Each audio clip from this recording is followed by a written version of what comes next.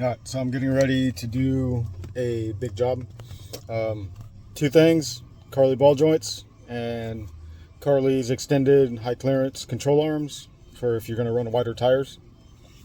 They also free up the control arms, or the radius arms as some people call it, on the 4-link for the 2012 all the way back to the 03 Ram 25 and 3500s.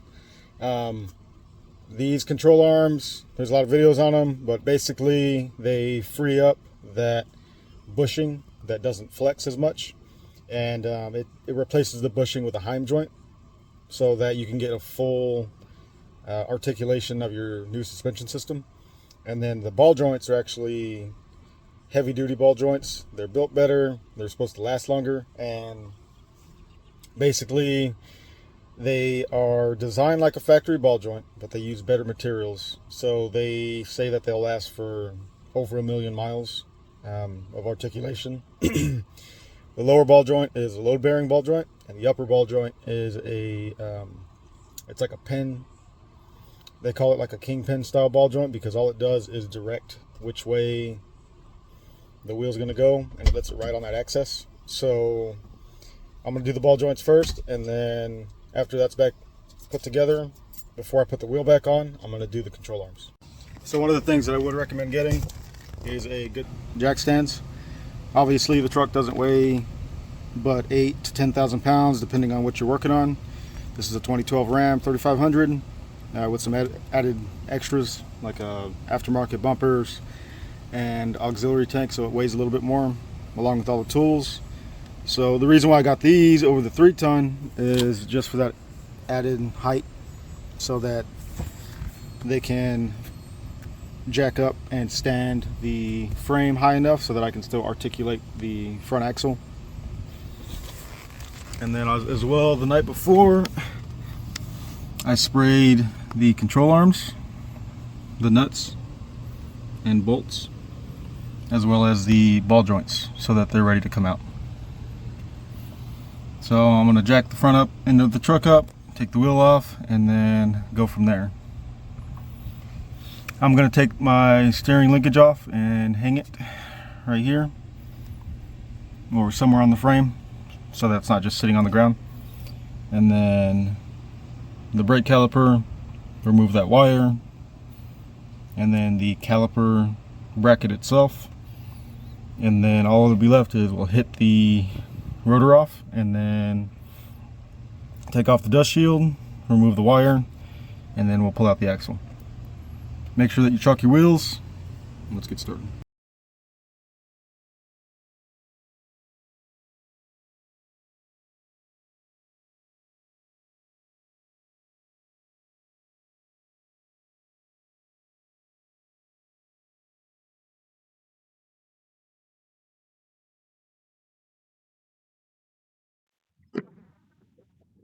Alright, so whenever you see me turn the castle net over, I'm really just trying to get the tie rod out of its mounting bracket, and I really just don't want to damage the threads, which is why I just tap on it with the sledgehammer there. All that second piece is a mounting bracket for an old steering stabilizer that didn't really do anything besides mitigate the bump stop that I had whenever I was making turns. Mid-turns, it would bump, and it would kind of mitigate that a little bit. Now the mounting bracket for your brake system has 4 bolts, 2 for the caliper and then 2 for the actual mounting bracket of the caliper. So you want to make sure you have a bungee offhand just so that you can hang it off to the side without damaging that brake line. Now if you have a steel brake line that you want to replace, this is the time to do it, as it will make the brake feel a lot more stiff. And I'll do that in the future. I just didn't do it in this particular segment. And then there's 2 bolts for the mounting bracket. And myself, whenever I'm doing jobs like this, I just put the hardware back where it goes. And then that way I don't lose. So this is your ABS, and you want to make sure that you take this out so that the dust shield doesn't accidentally cut it. Because sometimes these dust shields, when they get old and you start working on them quite a few times, or they have little bends, it'll actually cut the wire, and then you have to replace the whole thing. So just loosen this up, try to get it out of the way. And then there's these little tabs all around on the side of it, and they'll just come, the ABS wire will just come out. The ABS sensor, just try to use a small pry bar or a screwdriver so you don't damage it, because they are kind of expensive to replace and kind of a pain to get to if you do, damage it after you put it back on there. Um, there are 4 bolts that hold the hub onto the assembly that rotates there, and I just leave the axle on there so I don't actually have to remove the axle nut, and then you can just pull it out as an entire assembly. And then whenever you go to put it back together, you just want to make sure you use anti-seize on the threads of the axle, and then as well as the hub that goes back into the assembly there. Once you break it loose, the 4 bolts, then you start trying to bring it off. You can use a slide hammer, but I just use a pry bar and I go back and forth evenly just to kind of push it off. And then it'll just come out as one assembly, and then you just want to put it somewhere safe.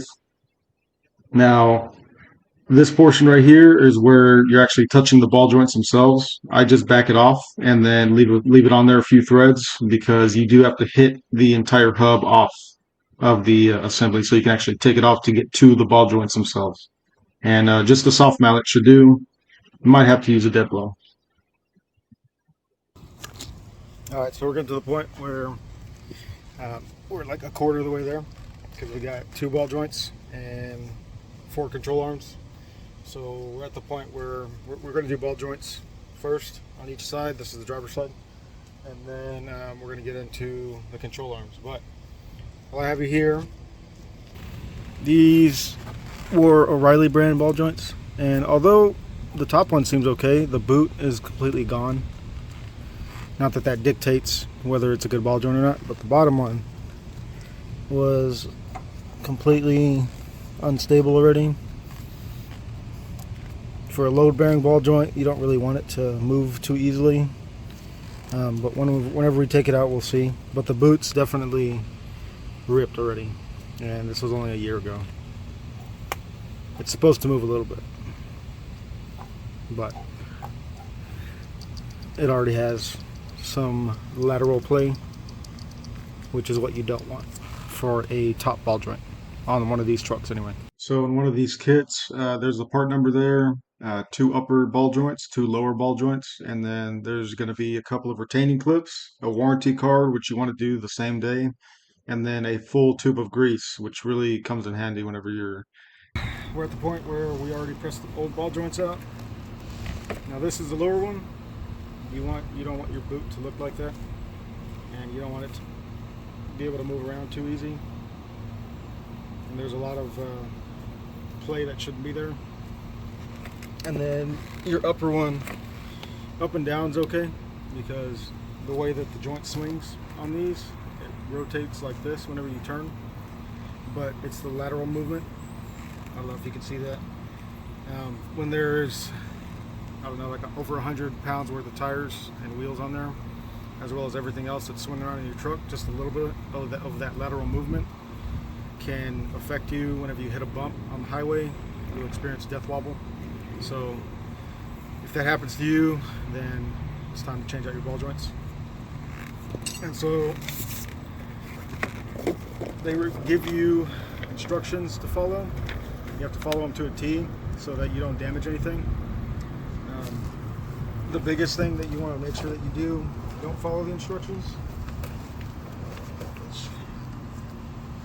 Make sure that you take this apart before you install it. You don't just press it in with this upper.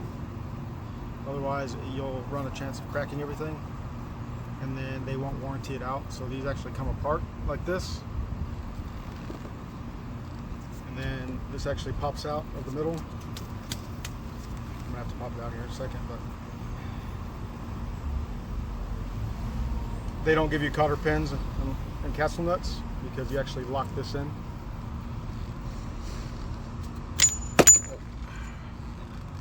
We'll clean it off, but yeah, you get the point. You press this in, and then you drop this in afterwards. All right, so day after the install of the ball joints. First impressions, because the suspension's so good, the fastest I've taken up to is about 65 miles an hour on a back road, and super bumpy.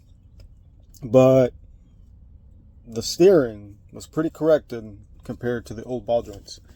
I haven't done the control arms yet, but I can feel how the extra articulation is going to help these particular ball joints. Whereas before, I think all the extra suspension components and how loose they were really taxing on the upper ball joint on the passenger side, because that one had a lot of lateral movement, like left to right.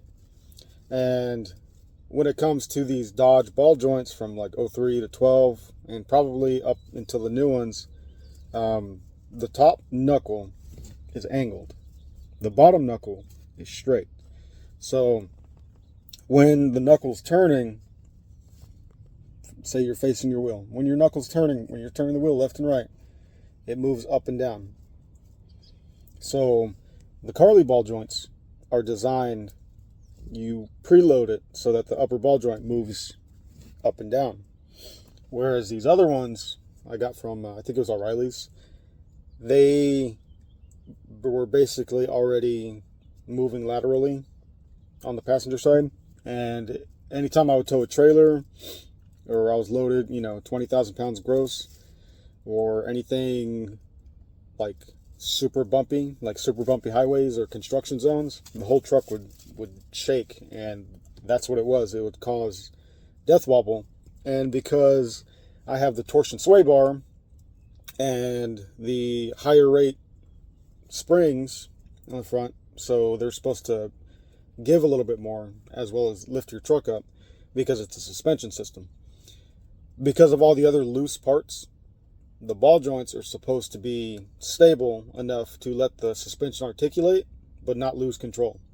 So the part store ball joints, they lasted for, I would say, 5 months before I started having issues. And these other ones, like I said, I hit a bumpy road doing like 60 miles an hour. So far, so good. The real test is going to be whenever I hit the highways and hit those same bumps doing 75, 80. That's where it's really going to show. But so far, just the ball joints. I haven't done the control arms yet.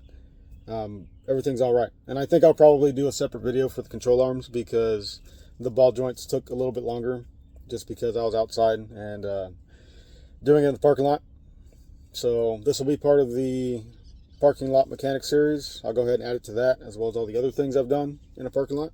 So it goes to show, you don't need a shop. You can do it with hand tools and the fabulous electric tools that Harbor Freight has to offer. Really helps speed the process along.